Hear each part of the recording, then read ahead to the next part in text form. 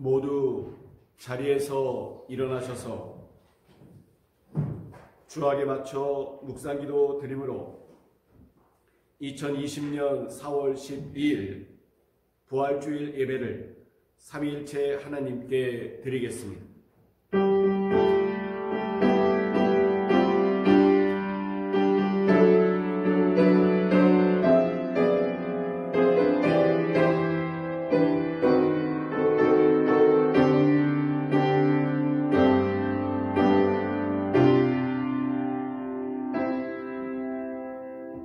이날 곧 안식 후 첫날 저녁 때 제자들이 유대인들을 두려워하여 모인 곳에 문들을 닫았더니 예수께서 오사 가운데에 서서 이르시되 너희에게 평강이 있을지어다.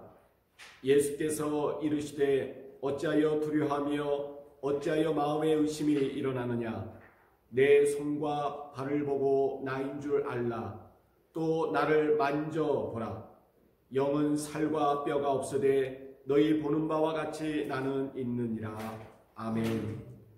할렐루야. 사망 권세를 이기시고 부활하신 우리 구주 예수님께 감사와 찬송과 영광을 올려드립니다. 부활의 기쁨이 충만한 이 아침에 드리는 우리의 예배를 받아 주옵소서. 죄악으로 어두워진 이 땅 위에 부활의 밝은 빛을 비춰주시고 질병과 죽음의 앞에서 절망하고 있는 저희의 심령에도 부활의 소망으로 충만하게 채워 주옵소서. 부활의 첫 열매가 되신 주님의 뒤를 따라 저희도 부활에 참여하게 될 것을 믿습니다. 이 확고한 믿음 안에서 견실하며 흔들리지 말고 주님의 일에 더욱 힘쓰는 자들이 되게 하여 주옵소서. 부활하신 예수님의 이름으로 기원하옵나이다. 아멘. 우리 다같이 경배송 160장 찬송합니다.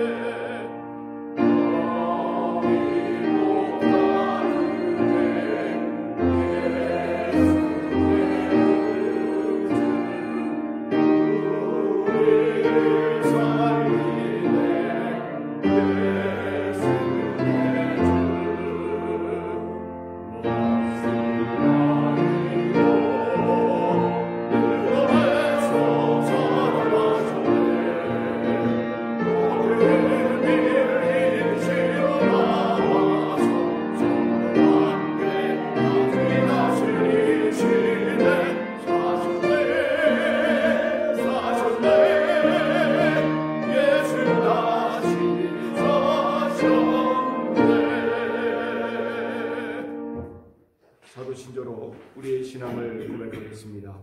전능하사 천지를 만드신 하나님 아버지를 내가 믿사오며 그 외아들 우리 주 예수 그리스도를 믿사오니 이는 성령으로 잉태하사 동정녀 마리아를 낳으시고 본디오 빌라도에게 고난을 받으사 십자가에 못 박혀 죽으시고 단지 사흘 만에 죽은 자 가운데에서 다시 살아나시며 하늘에 오르사 전능하신 하나님 편에 계시다가 저리로서 산자와 죽은 자를 심판하러 오시리라. 성령을 믿사오며 거룩한 공예와 성도가 서로 교통하는 것과 죄를 사하여 주시는 것과 몸이 잘 사는 것과 영원히 사는 것을 믿사옵나이다. 아멘. 하나님께서 그를 사망의 고통에서 풀어 살리셨으니 이는 그가 사망에서 매여 있으시옵소서입니다. 우리 주 예수 그리스도로 말미암아 우리에게 승리를 주시는 하나님께 감사하노니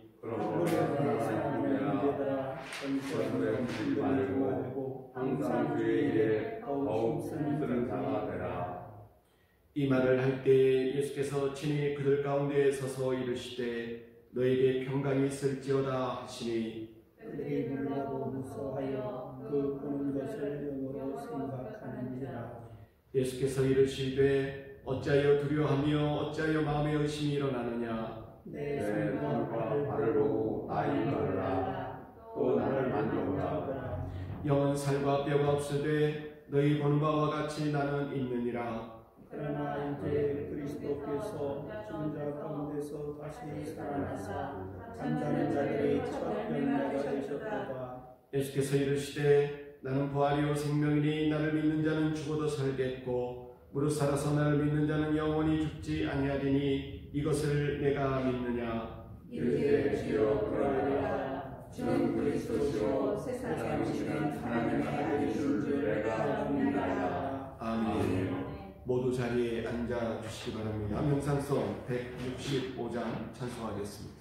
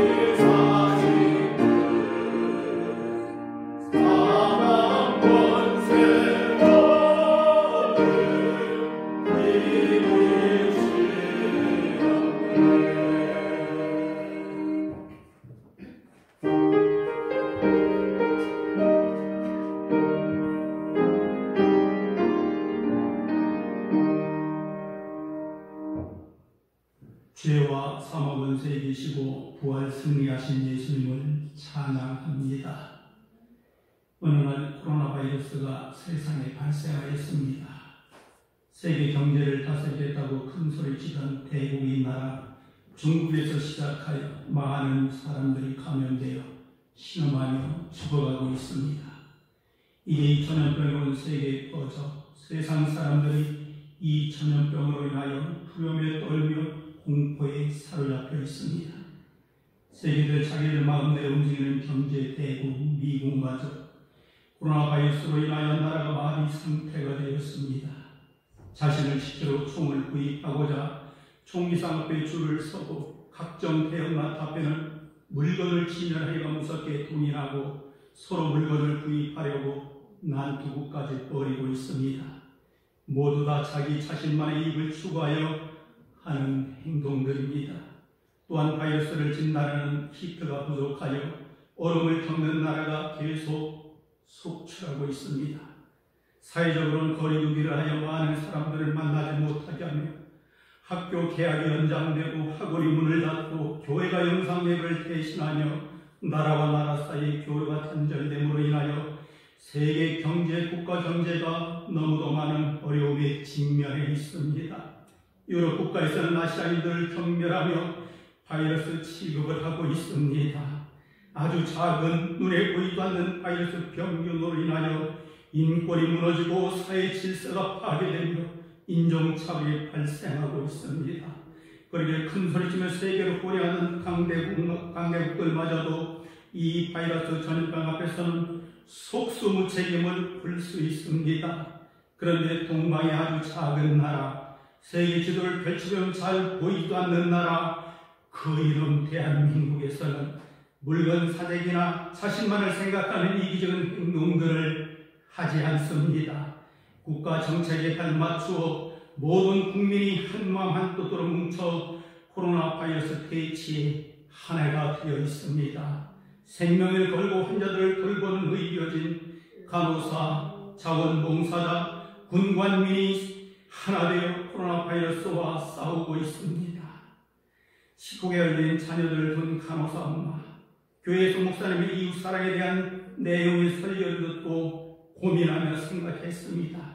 그래, 나는 대구에 갈 수 없어. 어린 자녀가 있고 남편이 있는데 어떻게 갈 수가 있나고 생각하며 가지 않기로 마음을 접었는데 마음 한구석에서 계속 울림이 있어 고민이 되어 결국 남편과 이혼 후 대구로 달려가 환자들을 간호하는 간호사, 개인병 운영하는 원장님은 자기 병원이야 환자들을 설득하여 양해를 구하고 대구로 달려가 환자들을 돌보는 의사, 대구로 가서 봉사하겠다 울며 가지 말고 붙잡는 자녀와 부인을 설득하여 대구로 달려간 119 구급대원, 자신이 식당 문을 닫고 봉사자들에게 도시락을 제공하는 식당 사장님, 마스크 50장과 현금 23원을 대고 환자들에게 전해달라고 가져온 70대 노인, 10대 초등학생 자매가 밤낮 수고하는 경찰관 아저씨들에게 사용하라고 마스크를 전달하는 어린이들, 눈물로 하나님께 간절히 기도하는 성도들,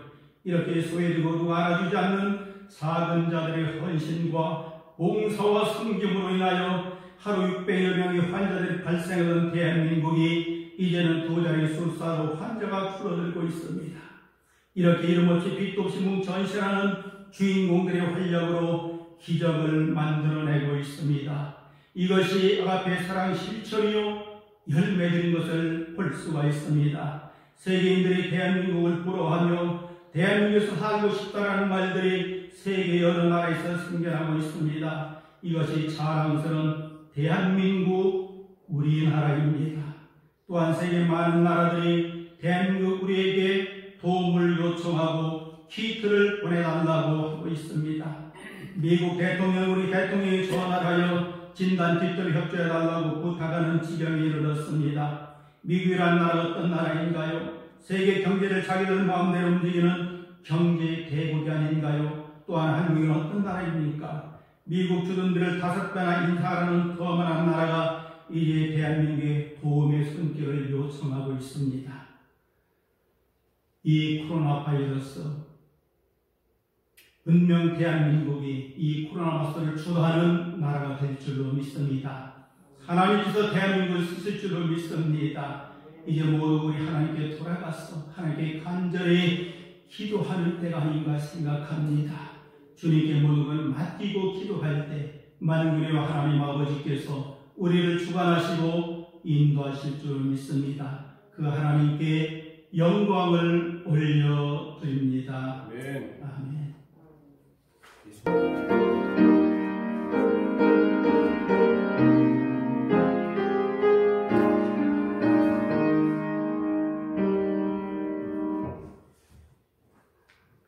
몇 가지 소식 알려드립니다. 오늘도 이렇게 영상으로 부활주의 예배를 드립니다. 서로 얼굴을 마주 대함의 중요성과 그것이 얼마나 우리의 마음속에 담겨져 있는지 깨달았습니다. 지금 영상으로 보고 계신 우리 성문 가족 여러분 보고 싶습니다. 영상으로나마 우리 앞뒤 좌우 여러분과 함께 인사 나누겠습니다. 사랑합니다. 사랑합니다. 감사합니다. 감사합니다. 잘 될 겁니다. 잘 될 겁니다. 네, 감사합니다. 이렇게 주일 영상 예배는 4월 26일까지 드리도록 하겠습니다. 우리 함께 모여 드리는 예배는 5월 3일, 5월 첫 주로 지금 예상하고 있습니다. 5월 3일날 첫 모이는 예배로 드리려고 합니다. 오늘은 약간 좀 기계적 결함이 있어서 녹화로 여러분들에게 방송을 내보내지만 영상을 내보내지만 다음 주부터는 아마 실시간으로 오전 11시에 아마 예배 영상을 보낼 수 있을 거라 생각이 듭니다. 그때까지는 4월 26일까지는 여러분들 집에서 영상으로 오전 11시에 주일 오전 11시에 예배를 드렸으면 좋겠습니다. 5월 3일날 모이는 예배로 드린다 할지라도 주일 오전 11시에만 드릴 수밖에 없습니다. 점심 식사나 오후 예배나 수요 새벽은 당분간 중지됩니다. 길지 않을 것 같지만 여러분들 그렇게 참고해 주시기를 바랍니다. 우리 교회 영상 예배 장치를 할 수 있었던 것은 성암교회 이인환 장로님의 헌금과 예암교회 집사님의 봉사가 있었습니다. 이 자리를 빌어서 감사의 말씀을 드립니다. 아직 부족한 게 있습니다. 예를 들어 방금 제가 찬송할 때 영상으로는 그냥 제가 찬송하는 모습이 나왔을 겁니다. 근데 이제 다음 주부터는 제가 찬송 부를 때는 제 얼굴이 안 나오고 그 화면에 찬송가 가사가 나갈 수 있도록 그런 화면 전환이 될 수 있는 장치도 설치를 해서 보다 좀 깔끔하고 아름답게 영상이 나갈 수 있도록 그렇게 하도록 하겠습니다. 오늘 부활절인데요. 여러분 부활절 헌금도 여러분 마음의 작정에서 아마 준비하셨을 겁니다. 근데 지금 이렇게 온라인으로 영상 예배로 드리기 때문에 교회에다가 직접 헌금을 할 수가 없습니다. 여러분들 카톡 우리 교인분들 모여있는 카톡방에 공지문에 헌금 계좌번호가 공지되어 있습니다. 구분되어서 공지되어 있으니까요. 여러분 거기다가 계좌로 넣어 주시기를 바랍니다. 여러분 누누이 말씀드리지만 헌금은 돈이 아니지요. 여러분들 하나님에 대한 마음입니다. 마음을 드리는 것 여러분 불편하거나 귀찮다고 하지 마시고 여러분들 평소 계좌 거래 많이 하시잖아요. 그러니까 하나님께 드리는 마음을 전할 수 있는 그러한 마음 자세가 되었으면 좋겠습니다. 카톡 공고문을 이용해 주시기를 바랍니다. 여러분 나머지 광고는 주보를 영상을 또 참고해 주시기를 바랍니다. 오늘 예배해 주신 하나님의 말씀을 우리 함께 보겠습니다. 두 군데인데요. 갈라디아서 3장 1절에서 14절까지 말씀 그리고 에베소 5장 8절에서 14절까지의 말씀입니다. 먼저 갈라디아서 3장 1절에서 14절까지의 말씀을 우리 함께 보겠습니다.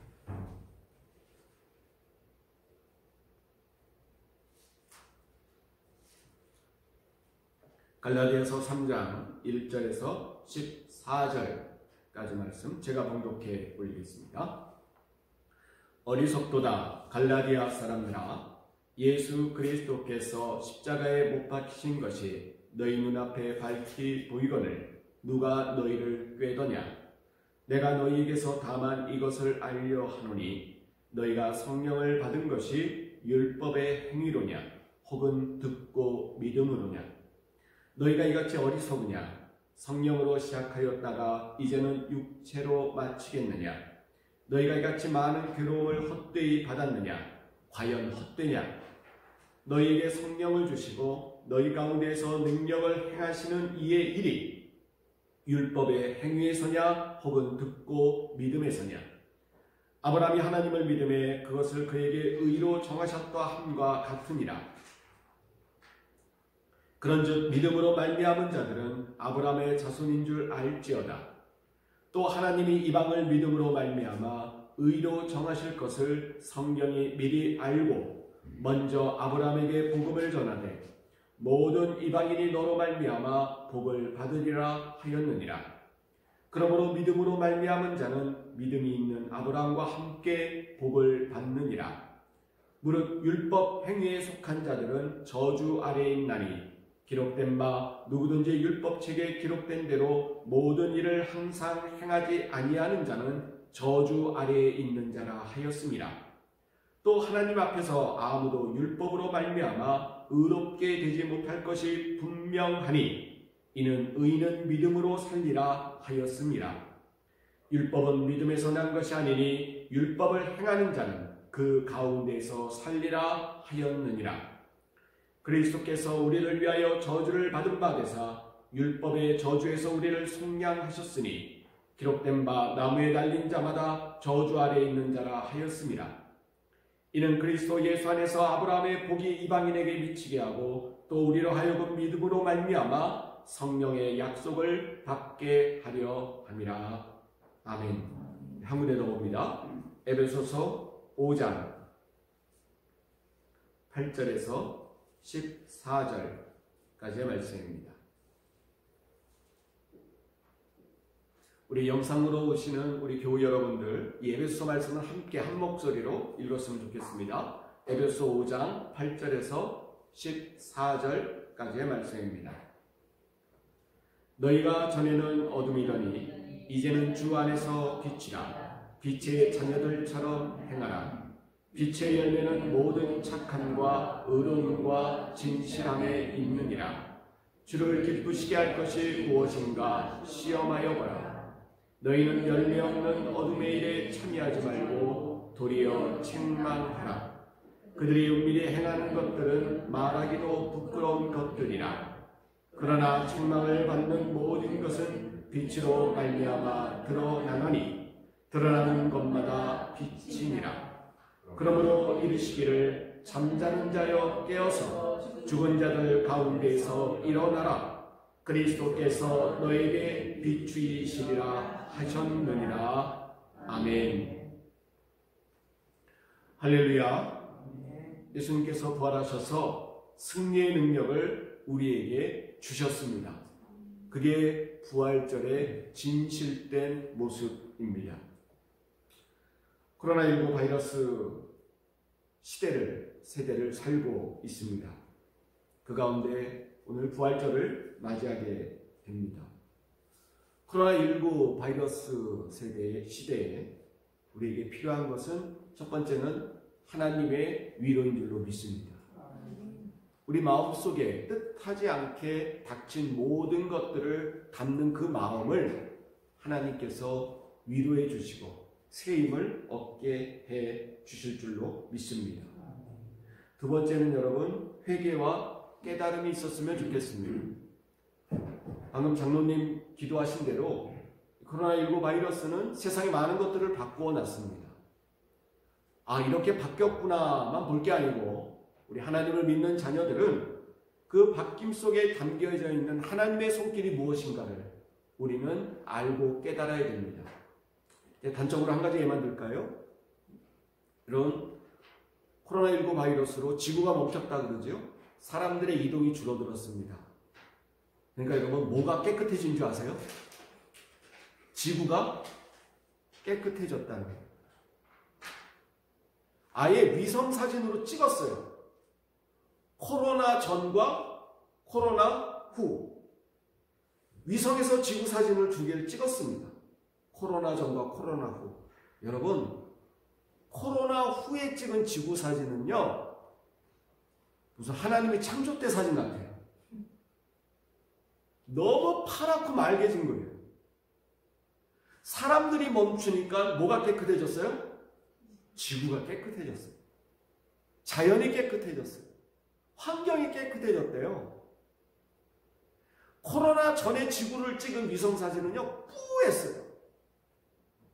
바다 색깔도 파랗지가 않아요. 뭘 말할까요? 이 세상을 이렇게 망쳐놓은 주범은 누구라고요? 인간들.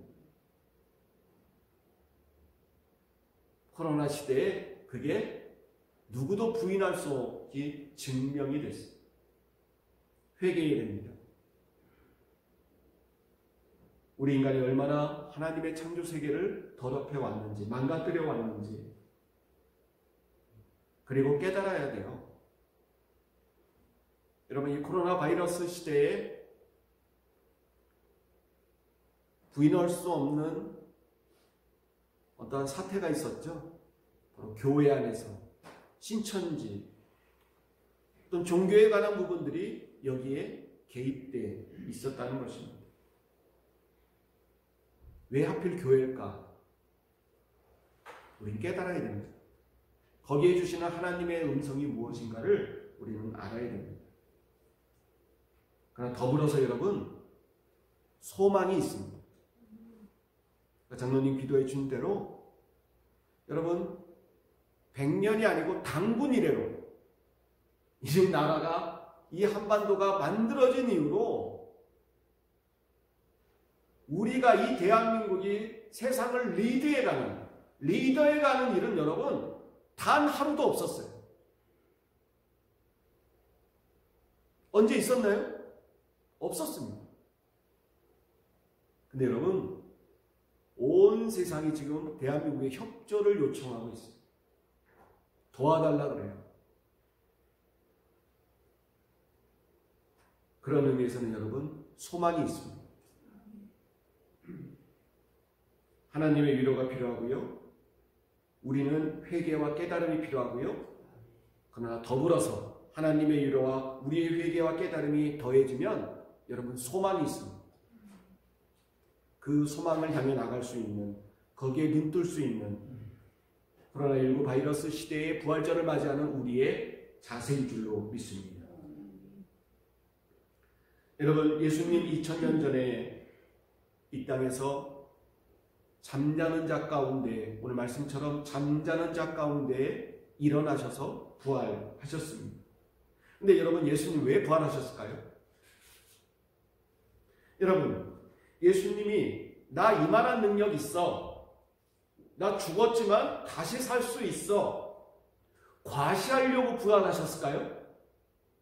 그거 아니겠죠. 그것은 바로 예수 그리스도와 연합한 우리도 부활의 능력으로 살 수 있음을 증거로 보여주신 것입니다. 여러분, 예수님은 온 우주 만물 모든 것을 창조하신 분이에요. 근데 나 능력 있다고 3일 만에 부활한 것 아니라 우리에게 보여주시는 거예요. 너희들도 이렇게 살 수 있어. 예수님과 연합하기만 하면. 이게 바로 여러분 부활의 능력입니다. 우리에게 부활의 능력을 보여주시려고. 그럼 부활의 능력이 뭐냐? 부활의 능력이 뭐냐? 여러분, 첫 번째, 여러분 우리가 잘 알아야 됩니다. 우리 예수님 믿는 사람, 예수님과 함께하는 사람은 무슨 능력이 있다고요? 부활의 능력이 있어요. 그럼 사람들이 당신 부활의 능력이 있다는데 부활의 능력 뭐예요? 라고 물으면 얘기할 수 있어야 돼요. 첫 번째, 영적 부활입니다. 우리도 영적 부활했어요. 이게 뭐냐면, 여러분 구원 받으셨죠? 예. 우리의 죄 때문에 지옥 형벌을 받을 수밖에 없는 우리들, 도저히 하나님 자녀가 될 수 없는 우리들을 죄에서 뭐 해주셨어요? 구원해 주셨어요. 건전해 주셨어요. 그게 바로 영적 구원이에요. 영적으로 죽을 수밖에 없는 우리들을 뭐 해주셨어요? 다시 뭐 해주셨어요? 살려주셨어요. 이걸 영적 부활 혹은 구원 부활이라고 합니다. 구원 부활. 이게 여러분 예수님의 부활 이후에 계속 나타나는 일련의 사건을 통해서 영적 부활은 무엇인지, 어떤 부활은 무엇인지를 계속 나타내 주셔요. 영적 부활이 단적으로 나타난 예가 뭐냐? 엠마오로 가는 두 제자예요. 엠마오로 가는 두 제자. 예수님이 죽었다는 소식을 듣고 실망해 가는 그 두 제자들 사이에 부활하신 예수님이 뭐 하셨어요? 나타나셨어요. 이 사람들은 예수님의 얼굴을 알아보지 못해요. 왜? 확신했기 때문에. 예수님 죽었기 때문에. 도저히 생각할 수가 없는 거예요. 예수님이 다시 살아났다는 것을. 그런데 자기 집에 초대해서 예수님과 함께 먹고 마시면서 볼 때 누가 나타나신 거예요? 부활하신 예수님이 나타나신 거예요.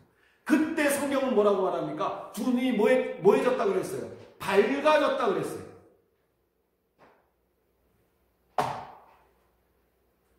사람이 직접 죽었다가 살아난 부활은 아니지만 영적 부활을 한 거예요. 우리도 여러분 한 번쯤은 이런 영적 부활이 생깁니다. 우리가 구원받아서 하나님의 자녀가 된 때 영적으로 부활하는 거지. 두 번째는 여러분 삶의 부활이 있습니다. 삶의 부활. 영적 부활은 잘 눈에 보이지 않아요. 이 삶의 부활, 이것은 뭐냐? 육신을 입고 살면서 삶에서 경험할 수 있는 부활이에요. 이게 제일 우리 사람들이 관심이 높습니다. 여러분 살다 보면 어둠의 터널 지날 때가 있죠. 죽음과 같은 고생과 고통과 험난한 삶의 고비를 넘길 때가 있습니다. 아니면 육신적이 아니더라도 정신적으로 마음적으로 괴롭고 어려움 속에 있을 때가 있습니다. 경제적 형편 때문에, 인간의 관계의 갈등 때문에. 그런데 여러분 그 어둠 속에 주님이 찾아오셔서 빛을 비춰주셨다면 그게 여러분 육적인 삶의 부활입니다. 새로운 소망과 희망이 내 마음속에 일어날 때, 아니면 구체적으로 내 삶의 어려운 형편들이 나아질 때, 누구 도움으로? 주님의 도움으로. 여러분 이걸 뭐라고 말하는가? 소망의 부활이라고 해요. 영적 부활은 구원의 부활, 그리고 우리 삶 속에서의 부활은 바로 소망의 부활입니다. 이걸 누구한테 예수님께서 보여주셨는가? 베드로입니다. 베드로 예수님 부활하고 자기 고향인 갈릴리 바다에서 다시 고기 잡으러 갔어요. 근데 예수님 거기까지 찾아가셨죠. 배에서 고기 잡던 베드로를 불러서 고기 구워 먹으면서 뭐라고 말씀하십니까? 네가 나를 너 왜 나 배신했냐? 그렇게 물으셨어요? 네가 나를 사랑하냐? 예, 제가 주님 사랑합니다. 그래? 내 양을 치라. 또 한 번 묻고 몇 번을 물으셔요?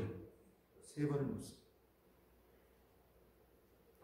이때 베드로 마음속에, 여러분 그 전까지 베드로는 뭐예요? 예수님을 배신했다는 뭐가? 죄책감이. 여러분 목소리 떵떵 쳤거든요. 야, 나만을 배신하지 않아. 니네들 다 도망가더라도 내가 끝까지 예수님 곁에 지킬 거야. 그러니까 여러분 얼마나 더 창피해요. 그런 베드로가 예수님 만나서 오히려 혼내지 않고 예수님 타박하지 아니하시고 따져 묻지 아니하시고 네가 날 사랑하느냐만 물으셨어요. 거기서 베드로에게는 소망의 부활이 일어난 거예요. 여러분, 우리도 삶 속에서 죄책감 때문에, 부끄러움 때문에, 상처 때문에, 아픔 때문에, 실패 때문에, 좌절 때문에 죽음의 터널을, 실제 죽지는 않았지만 죽음의 터널을 지날 때가 얼마나 많이 있습니까? 근데 그때 하나님이 보내주신 어느 천사를 통해서, 여기 천사는 날개 달린 게 아니고 어떤 사람일 수 있어요. 어떤 상황일 수 있어요. 그걸로 내가 위로받고 깨달음을 얻고, 아, 나만 힘든 게 아니구나. 혹은 도움을 받고, 그래서 살아날 새로운 소망을 얻을 때가 있잖아요. 그게 삶의 부활이고 소망의 부활입니다. 이것도 부활이에요. 마지막 세 번째, 이것은 우리가 사도신조에 고백하는 것처럼 재림 때의 부활입니다. 이건 우리 예수님이 예언하신 거죠. 재림 때의 부활은 예수 그리스도의 재림 때 실제 우리 죽었던 몸이 어떻게 된대요? 살아납니다. 몸이 다시 일어난다는 부활입니다. 그리고 그때까지 살아있던 분은 들림을 받는다는 거죠. 그래서 우리가 사도신조에 고백합니다. 몸이 다시 사는 것과 영원히 사는 것을 믿사옵나이다. 이건 몸의 부활이에요. 정리합니다. 여러분, 예수님의 부활을 여러분 어떤 객관적 사실이나 우리와 관계없는 부활로 여러분 보면 안 돼요. 어떠한 2000년 전에 일어났던 하나의 사건으로 보면 안 돼요. 부활은. 여러분, 저 어렸을 때부터 부활절날 그런 얘기 들었어요. 예수 부활, 누구 부활? 나 부활, 내 부활. 예수 부활, 내 부활. 그러니까 예수님의 부활은 결국 곧 누구 부활이에요? 나의 부활인 거예요. 그걸 놓치면 안 돼요. 나의 부활인 것을 강조하기 위해서 무슨 부활? 영적 부활, 삶의 부활, 재림 때 부활. 영적 부활은 무슨 부활이다? 구원의 부활이고, 삶의 부활은 소망의 부활이며, 재림 때의 부활은 몸의 부활이다. 그게 나에게 모두 이루어진다, 안 이루어진다? 이루어진다. 할렐루야. 이게 이런 부활. 그래서 여러분, 재림 때의 부활, 몸의 부활, 이거 증명하신 거 있잖아요. 의심 많은 도마가 뭘 만져요? 네, 손바닥. 아, 좀 귀신의 영체일 거야? 아니야. 예수님, 난 몸으로 부활했어. 육신의 몸 자체가 부활한 거야? 다시 산 거야? 그거 확인했어요. 그러니까 우리에게도 몸의 부활이 있다는 거예요. 이렇듯 예수님은 예수님의 능력을 과시하려고 니네 나 죽였지만 나 다시 살 거야 라는 의미에서의 부활이 아니고, 너희들도, 나를 믿는 너희들도 부활을 이룬다. 그것은, 부활은 어떤 뜬금없는 얘기가 아니고 너희들의 삶 속에서 다 이루어지는 매일매일의 사건이 될 것이다. 할렐루야. 우리에게 말씀해 주시기 위해서. 이렇듯 구원의 부활, 소망의 부활, 몸의 부활을 합친 사람은, 그 부활의 삶을 살아가는 사람은 어떤 모습인가? 여러분, 승리의 확신으로 살아갑니다. 예수 믿는 나는 뭐한다? 승리한다. 할렐루야. 두 번째, 자유합니다. 자유하다는 뭔가요? 얽매이지 않는다는 거죠. 삶의 형편에 얽매이지 않아요. 매 순간을 승리의 확신으로 살고, 어떤 삶의 형편에서도 매이지 않는 삶, 자유하는 삶. 여러분, 진짜 이렇게 살아가는 사람, 여러분 진짜 마음속에 우러나서 부를 수 있는 찬송이 뭔지 아십니까? 이걸 그대로 잘 표현한 찬송이 있어요. 여러분 너무나 좋아하고 잘하는 찬송입니다. 높은 산이 거친 들이 조막이나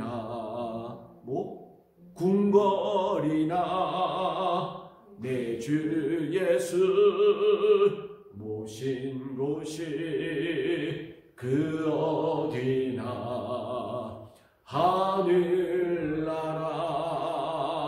할렐루야. 높은 것, 거친 것, 초막, 궁궐 매이지 않는다는 것입니다. 내 주 예수를 모신 것, 그 어디나 하늘나라가 된다라는 승리의 확신으로 또한 살아간다는 것입니다. 이것이 바로 구원부활, 소망부활, 그리고 몸의 부활을 믿고 그 부활의 삶을 살아가는 사람의 모습입니다. 근데 여러분, 우리가 언제나 이런 상태일까요? 앞에 서 있는 여러분에게 말씀을 전하는 저도 그렇지 못합니다. 마음의 승리의 확신과 자유함 속에 여러분 살아가려 하더라도 상황 속에 매이는 게 우리들의 모습입니다. 저 오늘 아침까지 기분 좋았거든요. 근데 갑자기 라이브로 이 영상이 나가는 장치가 삐걱대는 거예요.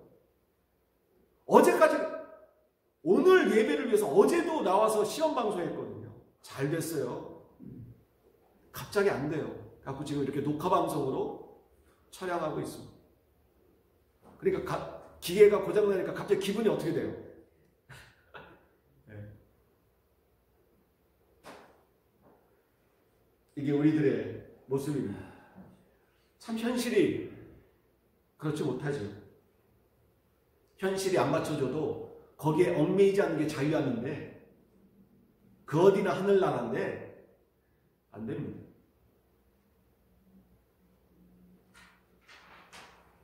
우리 삶 속에 매번 변화되어지는 상황들을 맞이하면서 어떻게 부활의 삶을 살아갈 것인가? 왜 그러지 못할까?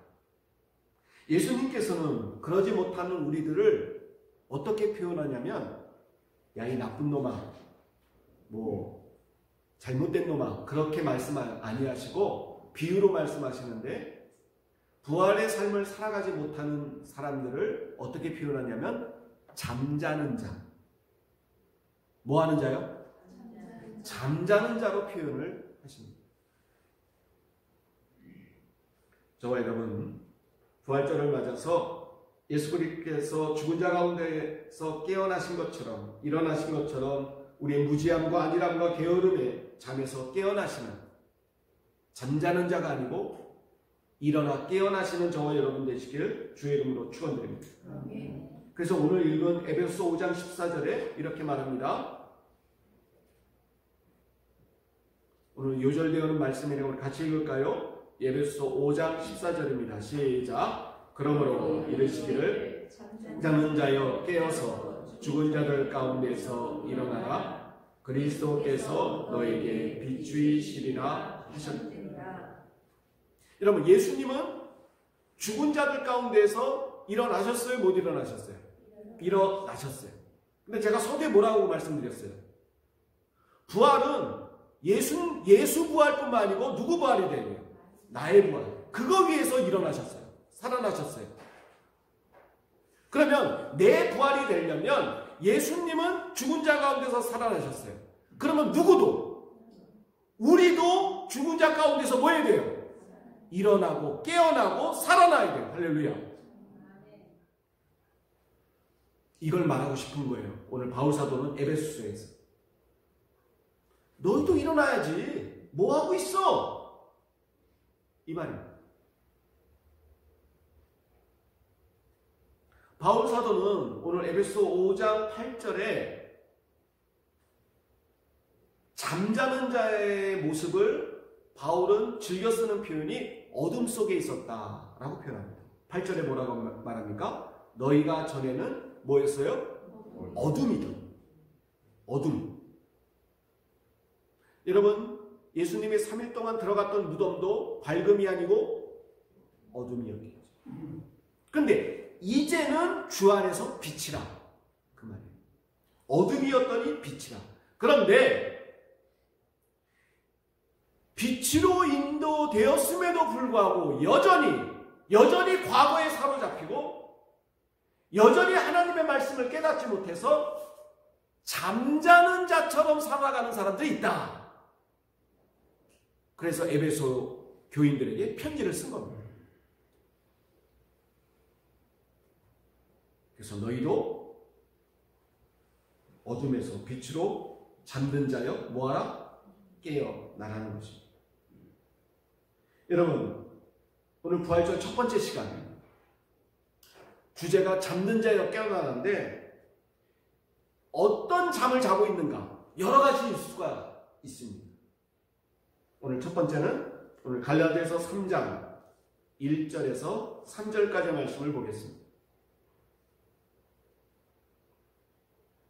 오늘 읽은 본문 갈라디아서 3장 1절에서 3절까지의 말씀 역시 같이 읽어보겠습니다. 어리석도다 갈라디아 사람들아, 예수 그리스도께서 십자가에 못 박히신 것이 너희 눈앞에 밝히 보이거늘 누가 너희를 꾀더냐? 내가 너희에게서 다만 이것을 알려 하노니 너희가 성령을 받은 것이 율법의 행위로냐 혹은 듣고 믿음으로냐? 너희가 이같이 어리석으냐? 성령으로 시작하였다가 이제는 육체로 마치게. 엄청난 일이 이 갈라디아 교회에서 벌어졌는데 오늘 3절 보면 너무나 심각한 얘기예요. 너희가 성령으로 시작하였다가 뭘로 마쳐요? 육체로 마치게 생겼다는 거예요. 너희가 구원받았다는 것, 세례받았다는 것, 예수 믿게 되었다는 것 다 소용없게 되어버렸다는 거예요. 너희들을 향한 천국문이 닫혔다는 거예요. 얼마나 심각한 얘기입니까? 근데 그게 이유가 뭐냐? 믿음으로 났다가 믿음으로 가야 되는데 뭘로 간 거예요? 율법으로.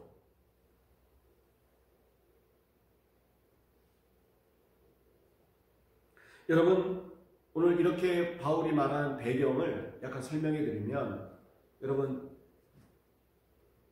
초대교회의 교인들은 이스라엘 사람들이었어요. 그도 그럴 것이 예수님을 처음 본 사람들은 누구예요? 이스라엘 사람들이죠. 유대인들입니다. 베드로도 그렇고 요한도 그렇고 다 유대인들이에요. 유대인들이 예수를 믿었어요. 그런데 바울 사도 이후에 복음이 어디로 흘러갑니까? 유럽으로 이방인들에게 복음이 전해지기 시작했습니다. 여러분, 이때 처음으로 구분이 생기기 시작했어요. 구분. 사람들의 출신에 따라서 유대인 그리스도인들과 이방인 그리스도인들이 나눠지게 돼요. 근데 여러분, 둘 사이에는 문화나 양식, 모든 것들이 차이가 있습니다. 근데 여러분, 한번 예상을 해보세요. 처음에 이 이방인 그리스도인들과 유대인 그리스도인들이 한 교회 안에서 예배 드릴 때 누가 우위에 서려고 그랬을까요? 유대인 그리스도인. 단적으로 예를 들까요? 자, 성경 말씀에 아브라함 나오죠? 요셉 나오죠? 모세 나오죠? 유대인들은 알아들을까 못 알아들을까요? 알아들어요. 근데 이방인들은 알아들어요, 못 알아들어요? 못 알아들어요. 아브라함이 누구야? 다윗이 누구야? 못 알아들어요.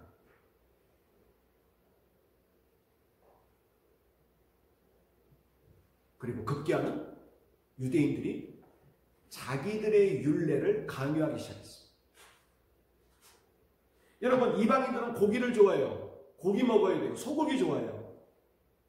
그런데 그 당시는 여러분, 모든 고기는 우상 제단에서 도살한 고기예요. 고기를, 소를 도살하려면 먼저 우방신에게 뭐 해야 돼요? 절하고 신에게 먼저 우상신에게 바친다고 바친 고기가 시장에 오는 거예요. 유대인들은 먹지 않았습니다. 왜? 누구께 바쳐진 거예요? 우상에게 바쳐진 고기를 내가 어떻게 먹어? 우리 유대 율법에는 이거 상상도 못할 일이야. 그런데 이방인들은 평소 그런 생각 안 해봤거든요. 그냥 내 뱃속에 들어가면 되는 거예요. 그러면 여러분, 교회 올 때 유대인 안내원이 딱 지키고 서 있습니다. 그리고 물어봅니다. 너 일주일 동안 고기 먹었어 안 먹었어? 먹었는데요. 너 가. 교회 못 오게 하는 거예요. 왜? 우상에게 바친 걸 먹었다고. 그 다음 주에 교회 나올까 안 나올까? 이런 것도 나오겠어요? 교회가 여기밖에 없어? 여러분 웃지만은 초대교회에 일어났던 일입니다. 바울이 화가 났어요. 이러다가 교인들 다 이거 없어지겠다. 교회 문 닫게 생겼어요. 그래서 쓴 글들이 여러분 바울의 서신들이에요.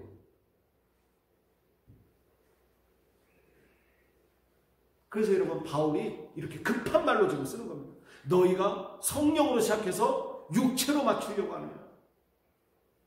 그 고기가 뭔데? 그 정결법들이 뭔데? 율례가 뭔데? 그것 때문에 예수 믿는 사람들이 늘어나는 게 아니고 뭐예요? 줄어들고 있어요. 나 그런 예수 안 믿어?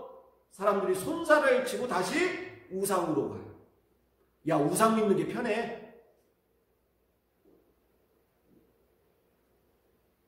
근데 여러분, 이게 2000년 전에만 있었던 게 아니고 오늘날 우리들의 모습일 수도 있습니다. 여러분, 그렇기 때문에 오늘 첫 번째, 오늘 부활절기의 주제인 잠자는 자여 깨어나라의 첫 번째의 오늘 설교의 제목은 율법에서 깨어나게 됩니다. 여러분, 율법이 아니고 율법주의에 갇혀서 잠자는 자는 여러분 깨어나야 될 줄로 믿습니다. 오늘날 이렇게 율법주의에 갇혀져 있는 분들이 있어요. 이 사람들에게 율법은 뭐가 율법이 됐냐면 말씀이 율법이 되어버렸어요. 여러분, 하나님은 우리에게 성경을 주실 때 이게 너희들의 율법이 되라고 주신 게 아니에요. 깨달으라고 주신 것이죠.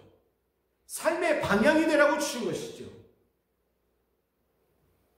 이 성경에 가지고 요 구절이 요론이 요렇게 살아야 돼. 그렇게 살지 못하면 벌 받을 거야. 이게 바로 율법주의입니다. 이 율법주의의 오늘날의 모습을 보면 어떤 신앙의 프로그램에 참여 안 하면 믿음 없는 것처럼 이야기합니다. 새벽 예배, 수요, 성경 공부, 주일 오후, 점심 봉사. 물론 여러분 다 참여하면 좋겠지만 그런 것들을 참여 안 하면 믿음의 커트라인이 넘는지 안 넘는지를 가를 수 있는 하나의 잣대로 생각하는 사람들 혹시 있다면 지금 율법주의에 갇혀 있으신 것입니다. 더 나아가 저렇게 참여 안 하고 예배 참석 안 하고 성경 공부 참석 안 하고 새벽 안 나오고 신앙과 믿음이 없는 거야 라고 정죄한다면 바로 율법주의에 잠들어 있는 것입니다. 더 심각한 것은 자기가 주장하고 싶은 상황에 성경 구절을 끌어들인다는 것입니다. 이것 봐, 성경이 이렇게 쓰여 있어. 주로 성경 가지고 내미는 분들 율법주의자일 확률이 굉장히 높습니다. 그리고 정죄하죠. 여러분, 저는 그렇게 반문합니다. 그렇게 치면 그러면 구약에 하는 돼지고기를 먹으라고 그랬어? 안 먹으라고 그랬어? 먹지 말라고 그랬어. 그럼 제가 그분한테 물어봐요. 돼지고기 안 드세요? 저 삼겹살 엄청 좋아해요. 여러분, 구약이 아니더라도 신약의 바울은 뭐라 그랬어요? 교회에서 여자들은 뭐하라? 잠잠하고 예배 드릴 때 뭘 쓰라? 너울을 쓰라. 다 가리라는 거예요. 오늘날 그래요? 교회에서? 잠잠한가요?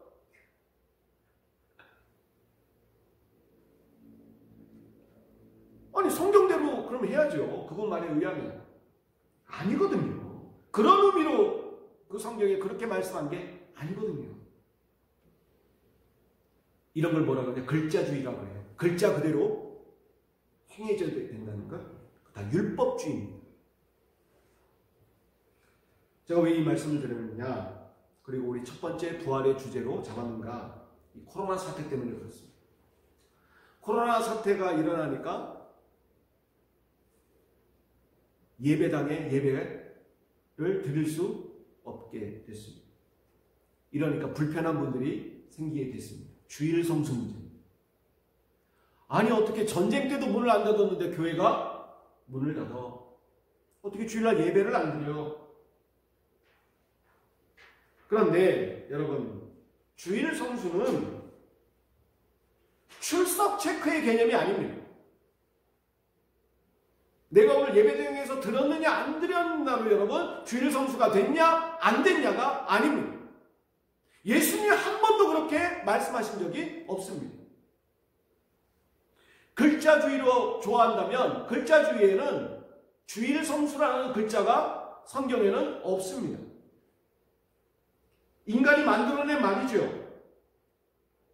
그러나 여러분, 예배는 드려야 됩니다. 여러분, 예배가 뭡니까? 예배는 여러분, 구약에서는 안식일이라고 그랬어요. 그게 안식일이 대두된 게 출애굽기, 그 다음에 신명기, 그리고 예수님. 세 가지 말씀드려볼게요. 출애굽기 때 뭐라 그랬습니까? 안식일을? 내가 6일 동안 세상을 창조하고 마지막 날 뭐 했다 그랬어요? 나도 쉬었으니 누구도 쉬라. 너희도 쉬라는 거예요. 와. 하나님이 쉬었으니 누구도? 너희도 쉬라. 여러분, 하나님을 우리를 어떻게 놓으신 거예요? 격을 동급으로 놓으신 거예요. 아니 신이 쉬는데 감히 인간도 쉬어? 다른 신들은 그랬거든요. 다른 신화들을 보면 인간은 쉴 수 있는 존재가 아니에요. 계속 신을 위해서 일해야 돼요. 근데 우리 하나님은 아니에요. 진짜 우리 신이신 하나님은 나도 쉬었으니 너희도 쉬라. 그 말은 뭡니까? 하나님의 영광을 함께 누리자는 겁니다. 6일 동안 창조하는 이 창조 세계를 너희도 함께 뭐하라? 쉬면서 누리라는 거예요. 하나님 영광에 참여입니다. 이게 첫 번째 예배예요. 누구 영광에 참여? 하나님 영광에 참여. 두 번째는 여러분 신명기 때 더 확대됐어요. 너희만 쉬지 말고 니네 집에 여종이나 남종이나 심지어 기르고 있는 강아지 고양이들도 뭐하라? 쉬라. 와, 여러분 두 번째가 신명기에서는 예배는 해방이라는 거예요. 세상의 모든 억압과 세상의 모든 피조 세계가 일주일 동안 하루는 뭐 하는 거예요? 해방되는 거예요. 해방. 그러니까 여러분 주일날에는 여러분 너무 공부하라 그러지 마시고요. 뭐 하라 그러지 마세요.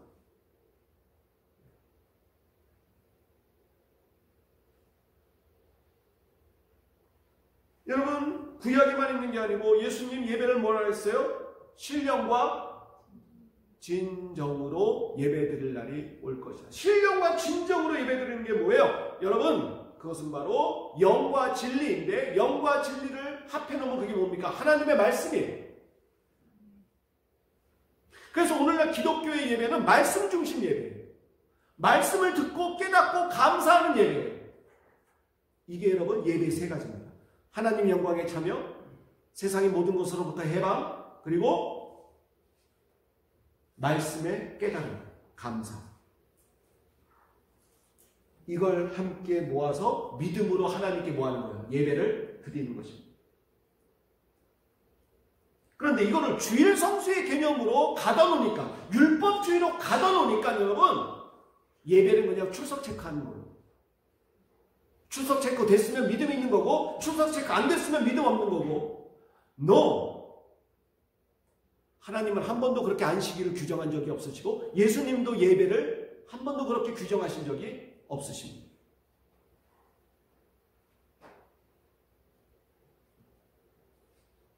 여러분 오늘 말씀드리고 싶은 것은 하나님의 말씀은 좋지만 하나님의 말씀을 율법주의로 해석하지 마십시오.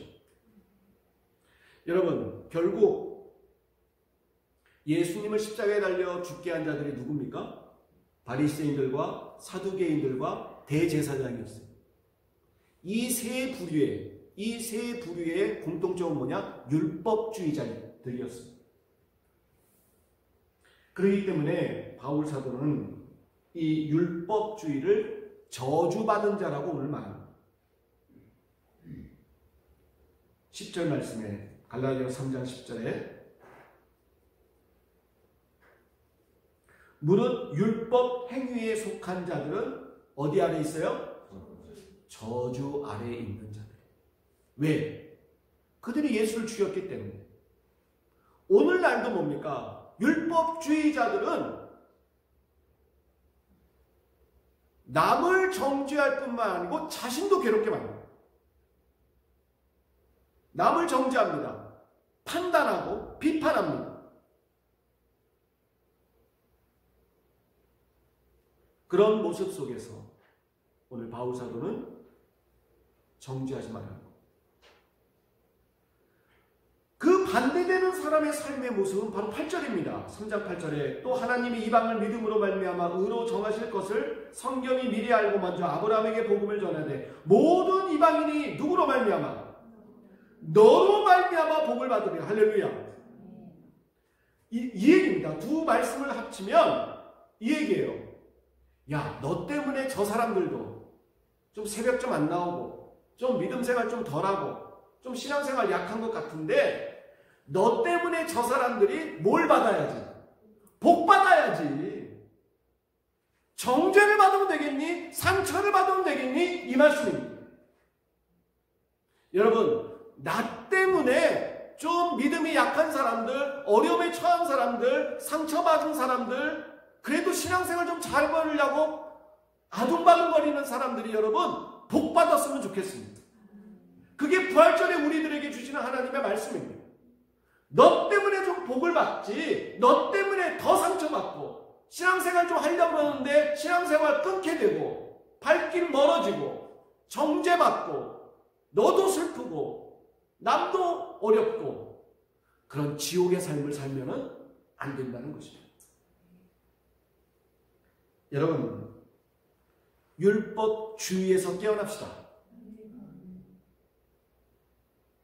율법주의가 아니고 율법의 생명의 말씀으로 무장해서 남들을 살리는 사람이 됩시다. 그게 부활절에 주시는 첫 번째 우리들에게 주시는 하나님의 말씀입니다. 이 말씀으로 우리가 새롭게 더욱더 말씀 앞에 겸손히 사람들을 섬기고 사람들의 생명을 살리는 저와 여러분 되시기를 주의 이름으로 축원드립니다. 기도하겠습니다. 하나님 아버지 감사합니다.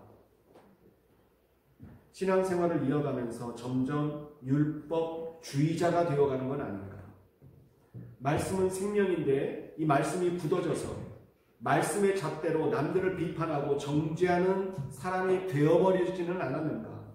오늘 이 부활절에 내가 그렇게 잠들어 있다면 깨어나서 일어나서 율법주의자가 아니고 생명주의자로 나아갈 수 있는 저희 모두가 되게 하여 주시옵소서.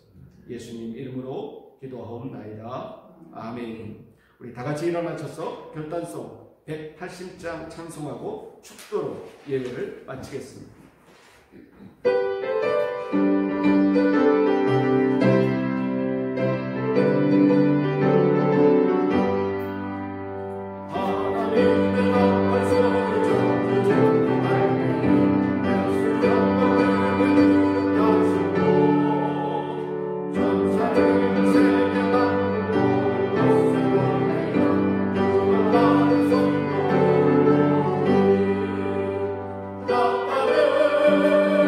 나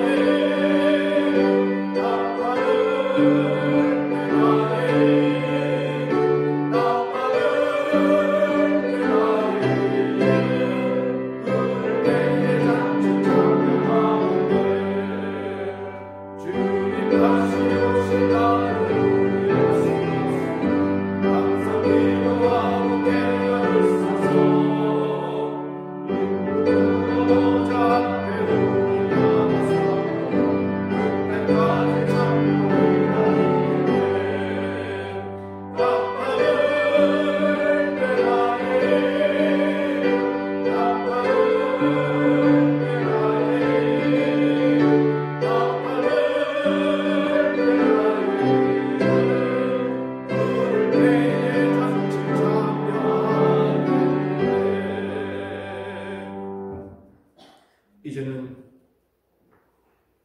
잠자는 자 가운데에서 3일 만에 부활하셔서 부활의 능력으로 살려고 우리에게 말씀하시는 예수 그리스도의 은혜와 하나님 아버지의 지극하신 사랑과 성령님의 역사하시고 인도하시며 승리케 하심이 말씀이 생명이 되지 못하고 율법주의에 갇혀서 남들을 판단하고 비판하며 정죄하는 도구로 삼아가는 율법주의가 아니요 오히려 남들을 섬기며 생명을 살리며 남들에게 힘을 주고 격려하며 살아가기로 다짐하는 부활의 생명을 전하는 모든 이들 머리머리 위에 그들의 손길과 발길 위에 그리고 지금도 코로나 바이러스로 힘들고 지쳐있는 이들의 그 위로함 위에 이제부터 영토로 함께 하시기를 간절히 축원하옵나이다. 아멘.